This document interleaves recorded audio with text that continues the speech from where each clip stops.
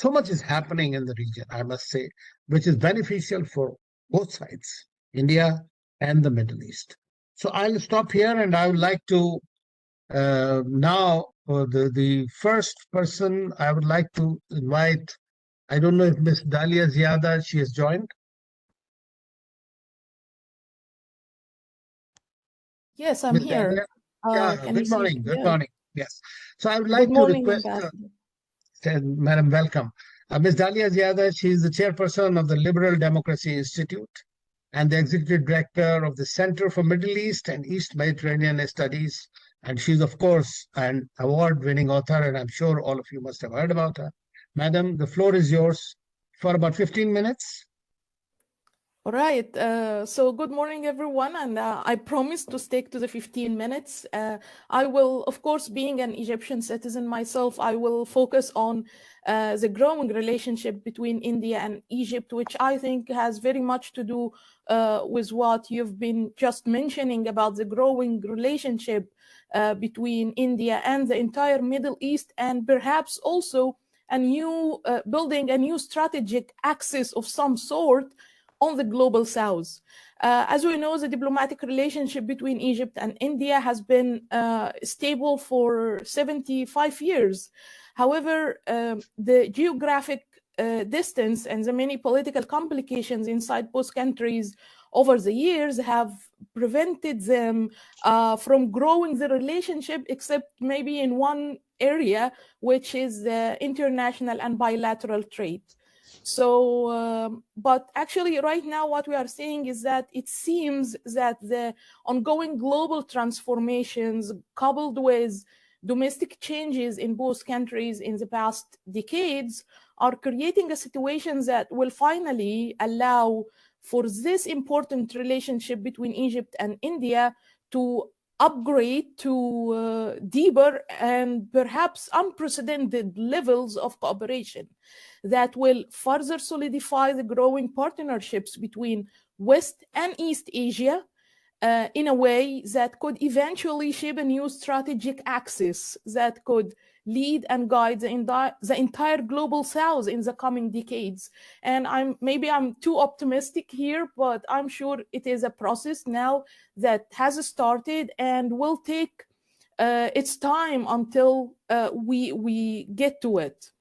So to understand this inevitable development of the relationship between Egypt and India in particular, we have to look at the world order that is quickly shifting under the pressure of the Russia-Ukraine war. Because this is actually one of the main factors why this relationship development is accelerating these days more than we have expected in the past. Or, to put it in right words, it is accelerating under the pressure of the global standoff, let's say, between Western superpowers represented by the United States and Europe, and the Eastern superpowers represented by Russia and China mainly. The military mobilization and economic harms that each side is trying to inflict on the other is creating a situation very reminiscent of the international scene that we have seen in the 1960s and paved the way for the birth of the non-aligned movement. That is when most of the countries in the global south decided to separate themselves from the battle of the superpowers at the time in an attempt to end the global polarization and bring the world back to a point of balance, point of sanity. At that time, Egypt and India were among the key actors who founded this non-aligned movement and also encouraged their surroundings, either in Africa, the Middle East, or East Asia, to join in. I think history is already repeating itself right now and is encouraging Egypt and India to come closer again in an attempt to create a wider movement among the countries in their geographic surroundings that will take care of the future of and shape the destiny of the global south. So one of the most important factors encouraging this cooperation between Egypt and India is the issue that goes beyond on issues that goes beyond their immediate bilateral interests of diplomatic and economic cooperation is that the visions of the political leaders in both countries are surprisingly complementing each other in a way that we have not seen before. And I'm here specifically speaking about the Egyptian President El-Sisi and the Indian Prime Minister Modi. So right now we are having like a very a lot of matching in terms with their visions regarding how to manage either foreign policy issues and also some internal issues in their domestic politics in both countries. On the foreign policy agenda, for example, the foreign policy visions that each of the two state leaders is currently adopting are very much matching. In India, the political leadership is looking westward, meaning towards the West Asia side or towards its western borders or beyond its western borders towards Africa, towards the rest of the Middle East. In the past 2 years in particular, we have seen India taking strides to solidifying its relationship with important countries in West Asia, namely the Arab countries and even Israel, and also in North Africa and Sub-Saharan Africa. If we look at Egypt, the Egyptian leadership is looking eastward. The new foreign policies that Egypt has been adopting for a few years now is enhancing its relationship with important countries beyond its eastern border, unlike the case before that Egypt was always looking at Europe and the United States as main partners. Now Egypt is looking towards India, China, Japan, and other countries on the eastern side of the globe to further cooperate with. And even recently, we started to see President El-Sisi reaching out to countries in Eurasia, which actually very new to Egyptian foreign policy. On the state ideology level, there is also a lot of similarities that's happening between the two states. Which is a very important factor to consider as well, because both leaders, Modi and El-Sisi, embrace a nationalist ideology that gives priority to the cohesion of the nation state above all other concerns or other considerations. And that is the base upon which each of them is building their domestic and regional policies. And I think they can very much learn from each other's experiences, especially with dealing with some legally banned groups in both countries, like political Islamist groups, for example, which we had like a very tough experience with in Egypt. And now I think they are trying to find a place for themselves, a new place to emerge in India, by also causing a lot of trouble to the political stability there.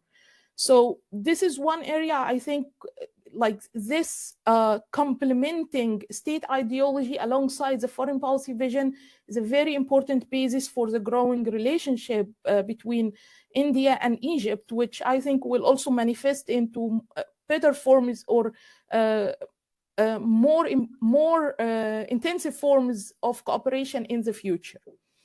That takes us actually to the point of looking at where the two countries are cooperating right now and how they can develop this in the future.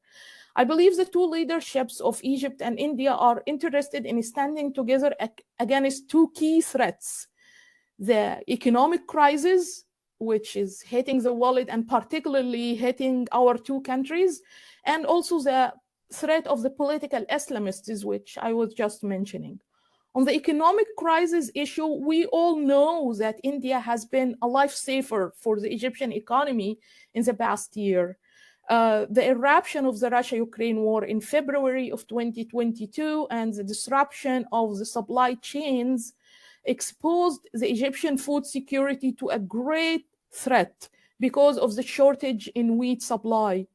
Egypt is among the top 5 importers of wheat worldwide. We used to import wheat with about 80% of our consumption of our annual consumption from Russia and Ukraine in particular. So you can imagine how the war really caused a big food problem in Egypt. However, in May 2021, Egypt knocked the doors of the Indian importers of wheat, who actually did not hesitate for a moment to immediately supply Egypt with its needs. And since then, we have India has exported more than 61,000 metric tons of wheat to Egypt so far, and still the flow is going. Aside from wheat, the economic cooperation between Egypt and India has been steadily growing over the years. In 2022, in particular, the trade volume between the two countries hit a record of $7 billion. This is a big number. Recent talks between the two countries are promising even to increase this trade volume, to $12 billion over the coming few years. Also, India is one of the prominent investors in Egypt, with an investment portfolio of about $3.5 billion. Currently, there are 50 Indian companies in fields of agriculture, chemicals, and apparel that are operating in Egypt, and they are giving jobs to 38,000 Egyptians, 38,000 families, which is also another important point here, because actually recent talks between the two leaders and businessmen on both sides are promising that this volume of Indian investment in Egypt to increase to over $20 billion, which especially that the two countries are planning also to cooperate on issues related to oil and natural gas investments, which is also great and is actually promising a very important development in the future of cooperation between the two countries. On the defense level, actually this cannot be happening, like this economic cooperation cannot be happening without concurrently enhancing cooperation in the fields of security and defense. Egypt is interested in importing some of Indian-made weapons and military equipment and has already stated this interest. And both countries are obviously interested in military-to-military cooperation through joint military exercises. We have seen the Ministry of Defense of India visiting Egypt in the past few months. And we have also seen military exercises happening between India and Egypt, special forces for the first time ever. And we also have seen the Egyptian military and the Egyptian president invited to India's Republican Day celebrations recently, which is a big sign or a big gesture of friendship with Egypt that we actually are very much proud of here in Egypt. So all these actually bring us to the common domestic threat. It's both domestic and regional that the two countries are trying to fight against, both in their own way, but I think they can benefit from each other's experiences, which is the political Islamists. As we know, the Muslim Brotherhood has been wreaking havoc in the entire Middle East for decades.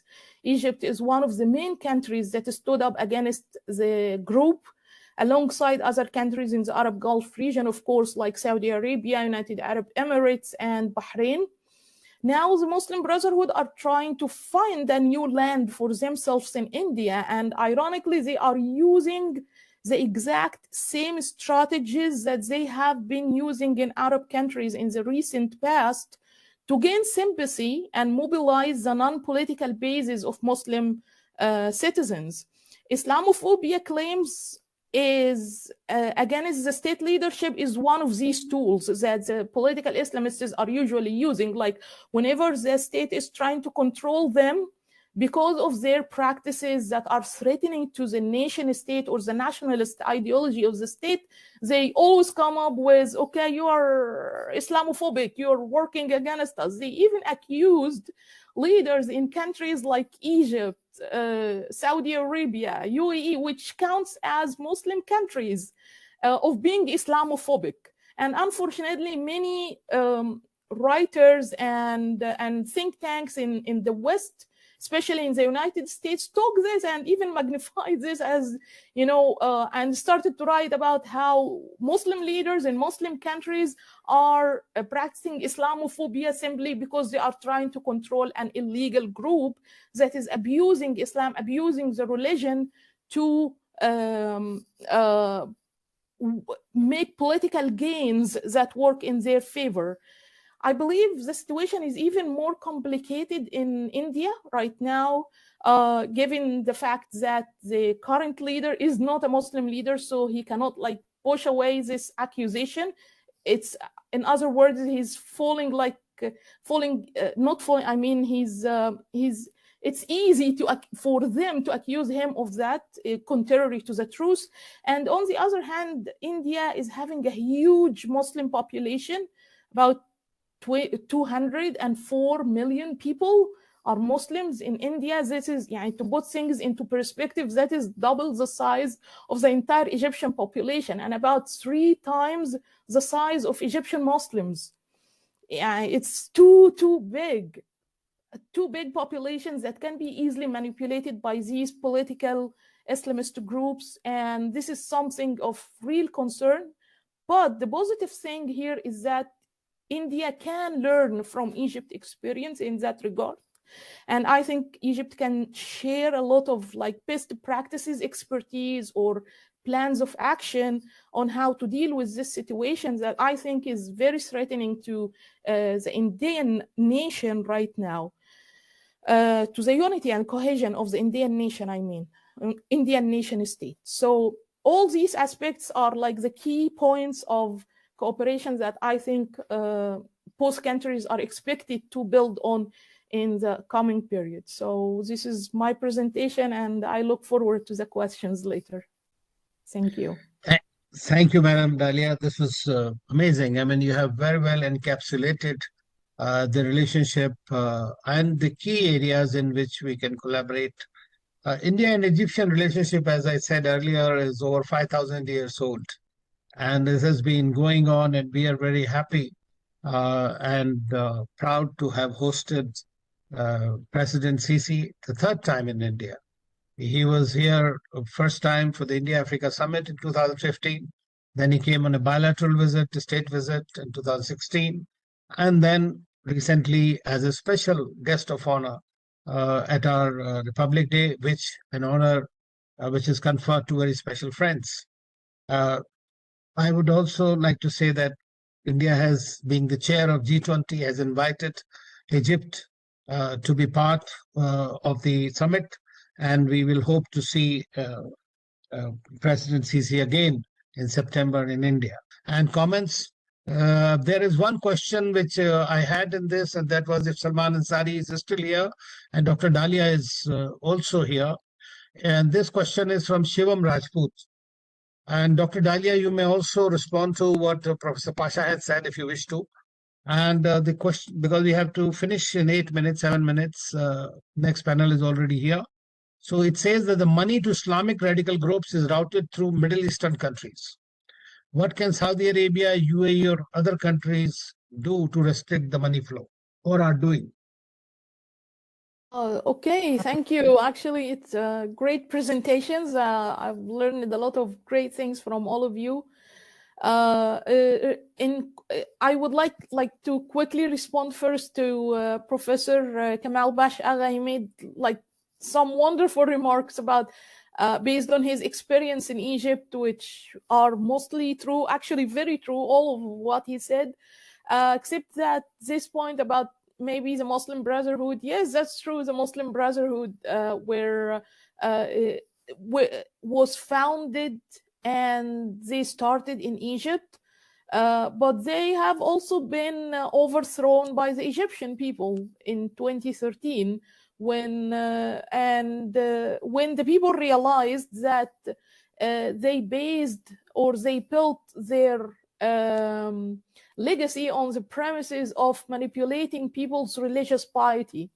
So although, of course, the majority of the Egyptian population are religious, either Muslims or non-Muslims, by the way, religion plays a very important role in the lives of Egyptians of all religious backgrounds, and this should definitely be represented in social and political activities. But when there is a group that is saying very clearly that they are against the concept of the national state again, or the nation state, and they want to destroy the nation state system to establish their own caliphate system that's very radical and very extremist, that is exactly what most of the people in Egypt stood against and said, like, enough for that.